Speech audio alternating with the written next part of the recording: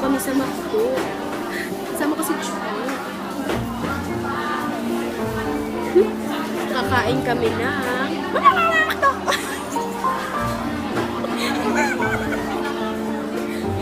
Ano order natin, Chu? Diba tulak eh?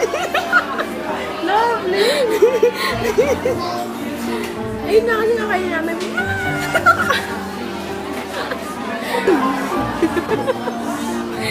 Ginugulat ko sila.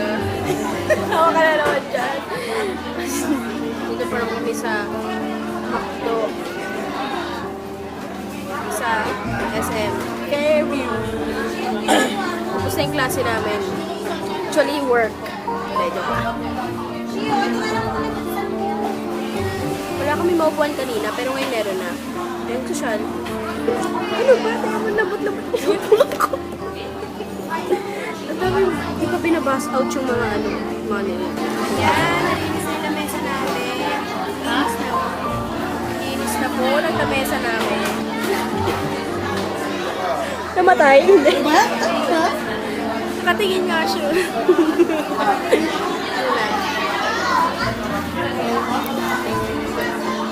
Ang tagal ng order namin.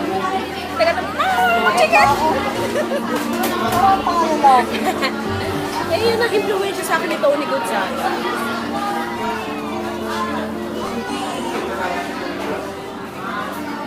Wala walang signal. Signal ka, Chu? Ang signal dito. Ay, parang sa mga bag ni Chu. Dapat mo nga dito, Chu. Chenen!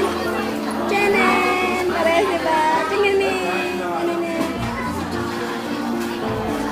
Parehas, diba? Inggit kayo?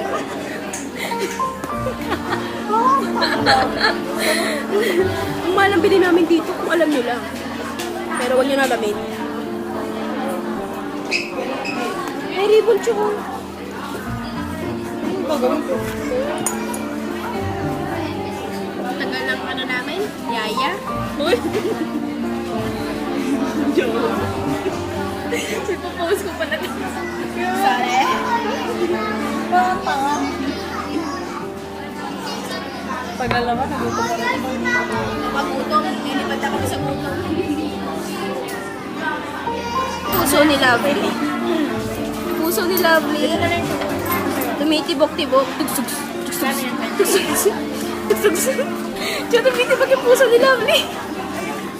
Kaya pa mapaham. Tugsug. Dito na kami. May